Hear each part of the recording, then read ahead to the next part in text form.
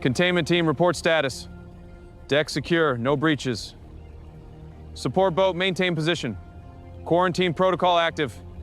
There's something about a cruise ship that sells a very specific dream.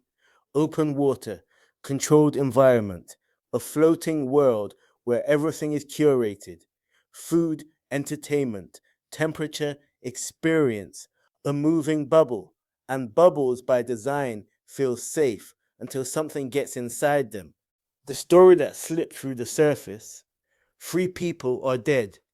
1 person is in intensive care in South Africa. A British tourist is hospitalized. And the asterisk, World Health Organization has confirmed 1 case of hantavirus with 5 more suspected. Not in a remote village, not deep in a jungle. On a cruise, moving between countries, carrying passengers who boarded expecting sunset and buffets and disembarked into medical surveillance. The word that changes the mood: hantavirus.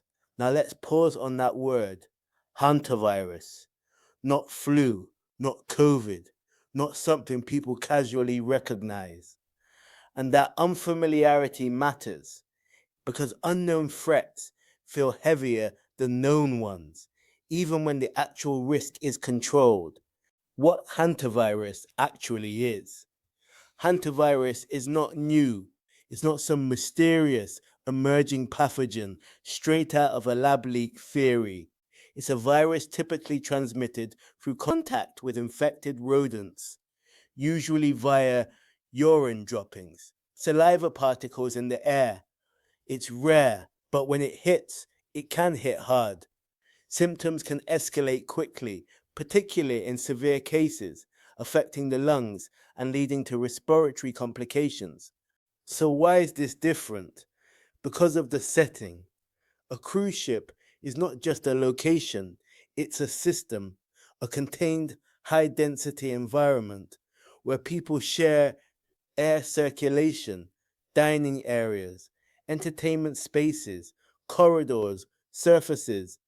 And when something infectious enters that system, the question isn't just what is it, it's how far has it spread? The geography problem. This isn't happening in one place. The ship has been moving. Passengers have been moving. And now cases are appearing in South Africa. That introduces a layer of complexity that health systems take very seriously. Cross-border transmission risk. Not necessarily large scale, but enough to trigger attention. Because once something travels, tracking becomes harder. The British tourist, among those affected, a British tourist is in hospital, and that's the detail that pulls this story closer to home. Because suddenly, this isn't just something happening somewhere else, it's connected directly to the UK. The WHO involvement. When the World Health Organization confirms a case, it doesn't mean global panic. It means global awareness, monitoring, coordination, information sharing between countries, because infectious diseases don't respect borders, and early communication matters. The cruise ship reality. Here's something people don't like to think about.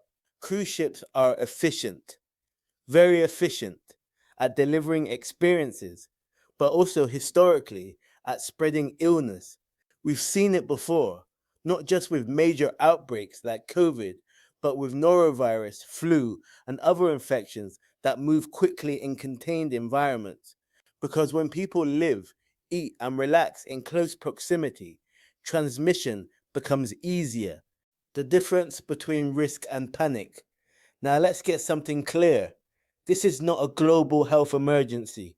There is no indication of widespread outbreak, no sign of mass infection.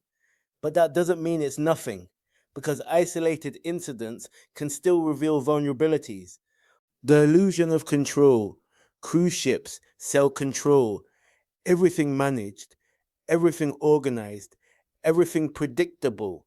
But biology doesn't respect that. Viruses don't care about itineraries. They don't check schedules. They don't stay within designated zones, they move when conditions allow. And sometimes those conditions exist in places people least expect. The investigation phase. Right now, health authorities are doing what they always do in situations like this: tracing contacts, testing suspected cases, monitoring symptoms, identifying the source. Because the key question is, where did it start? Was it already on the ship, introduced by a passenger, linked to a specific location or exposure point? The rodent factor. Since hantavirus is typically linked to rodents, this raises another question. How did exposure occur? Because cruise ships are heavily regulated environments. Sanitation standards are strict. So if exposure happened, it suggests a very specific point of contact, not widespread contamination, but something more targeted. The psychological impact. Here's where things shift, not medically, psychologically. Passengers on that ship are now dealing with something very different from what they signed up for. Instead of relaxation, uncertainty, medical checks, questions about symptoms. And once that mental shift happens, the entire experience changes. The media effect stories like this don't stay contained either. They travel. And when they do, they trigger a familiar pattern: concern, speculation, overreaction in some corners. Because infectious disease stories carry a built-in tension even when the actual risk is low. The bigger picture. This incident sits inside a larger reality. Global travel is constant. People move across borders every day. And with that movement comes opportunity, connection, and risk. Not catastrophic risk, but enough to require systems that can respond quickly. 3 people are dead. 1 person is in intensive care. A British tourist is in hospital. And a virus that most people rarely think about has suddenly entered the conversation, not as a headline from somewhere distant, but as a real event tied to real movement in a world that doesn't pause. And here's the part that lingers. This isn't about fear, it's about awareness, because moments like this remind people of something they usually ignore. Control is conditional. We build systems to manage risk, to reduce it, to contain it, but not to eliminate it completely.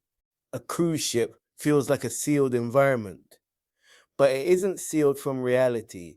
It's part of it, and reality occasionally breaks through.